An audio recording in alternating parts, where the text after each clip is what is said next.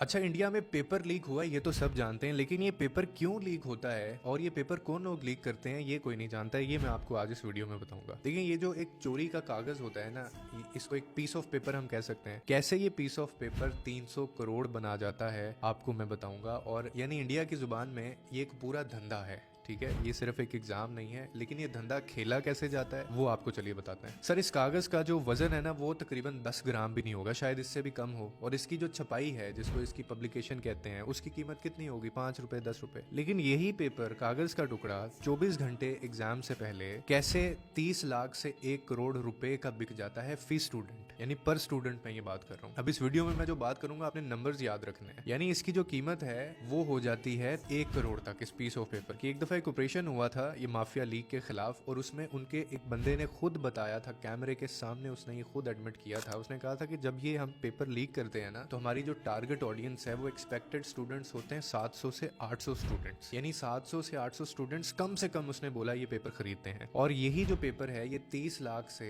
1 करोड़ तक का बिकता है। तो अगर आप ये सारे टोटल इसकी रफ सी कैलकुलेशन करें तो ये 300 करोड़ तक बनता है। यानी ये जो पेपर लीक है ये सिर्फ एक गलती नहीं होती, ये एक पूरी इंडस्ट्री है, ये पूरा एक बिजनेस मॉडल है। इसको पेपर लीक कहना बहुत बड़ी गलती होगी। ठीक है, अब इसकी रीजंस पे बात कर लेते हैं कि पेपर लीक होता क्यों है। एक तो वजह बहुत कंपटीशन है। यानी 2024 में नीट के अंदर जो है ना वो 23 लाख बच्चों ने एग्जाम दिया था, और जो इसकी सीटें थी इसके अगेंस्ट 23 लाख बच्चे की अगेंस्ट वो तकरीबन 1,09,000 सीट थी। यानी इसका मतलब ये हुआ कि 21 बच्चों में से सिर्फ एक बच्चे को सीट मिलेगी। दूसरी इसकी रीजन जो होती है, आपको पता है मेडिकल की जो पढ़ाई होती है उसमें MBA जो होता है उसमें 1 से 2 करोड़ वैसे ही लग जाता है बच्चे का। तो इंडिया के अंदर भी तकरीबन यही इसका रेवेन्यू है। तो 1 से 2 करोड़ ही आपको देना पड़ता है पेपर खरीदने के लिए। तो खर्चा एक जैसा है, लेकिन एक तरफ आपको बहुत दिमाग खपाना पड़ रहा है और दूसरी तरफ आपको पता है कि मैंने एग्जाम से 24 घंटे पहले या एक दिन पहले मैंने वो पेपर ले लेना है, उतने ही पैसे मैंने लगाने हैं, इसीलिए ये जो पेपर है वो करोड़ों में बिकता है। यानी इंफ्रास्ट्रक्चर की गलती है। अब तीसरी बड़ी इसकी रीजन ये है कि आज तक जिस बंदे ने भी ये पेपर लीक किया उसको कभी सजा ही नहीं हुई। यानी 300 करोड़ रुपए का मुनाफा है पेपर लीक बिजनेस के अंदर, और पकड़े जाने के बाद अक्सर इसकी जमानत हो जाती है। हमने तो गूगल कर लिया, रिसर्च कर लिया, आप भी करके देख लें। यानी एक बंदे को भी आज तक जो है वो कोई सजा नहीं हुई। यानी जुर्म का जो मुनाफा है वो सजा से आप कह लें 1000 गुना ज्यादा है। तो कौन पागल का बच्चा होगा जो ये गलती नहीं करना चाहेगा? उसको पता है कि मैंने मेरी जमानत हो जानी, मैंने बाहर आ जाना है। और इनका जो एजुकेशन मिनिस्टर है वो इतना भंड किस्म का आदमी है कि वो अभी भी ये कह रहा है कि कोई पेपर लीक ही नहीं हुआ, और सुप्रीम कोर्ट को खुद मुदाखलत करनी पड़ती है। और वो कहते हैं कि जनाब 1563 बच्चों ने ये पेपर खरीदा है। तो अब आप देख ले, आपका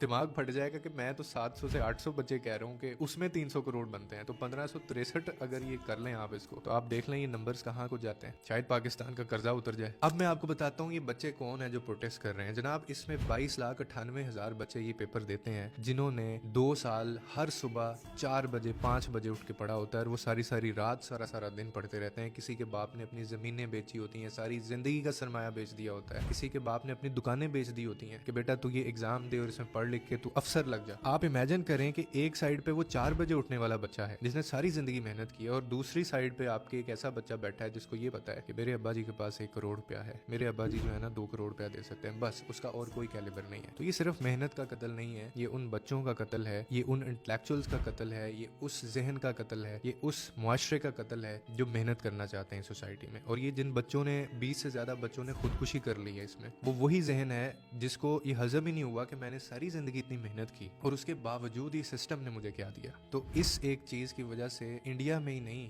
बल्कि पूरी दुनिया में इंडिया का जो एक इमेज गया है। चाइनीज एजुकेशन मिनिस्टर ने भी ट्वीट किया, उसने कहा है कि ये तो मतलब ये मुमकिन कैसे, ऐसे कैसे हो सकता है। और पूरी दुनिया अब इसके ऊपर बात कर रही है। और जो लोग प्रोटेस्ट कर रहे हैं उनके ऊपर आप देखें कि किस तरह से जुल्म ज्यादती किया जा रहा है, उनको डंडे मारे जा रहे हैं, उनके ऊपर आंसू शेल गैस फेंका जा रहा है। तो ये इतना बड़ा माफिया होता है और मोदी की जुबान से एक लफ्ज अभी तक नहीं निकला।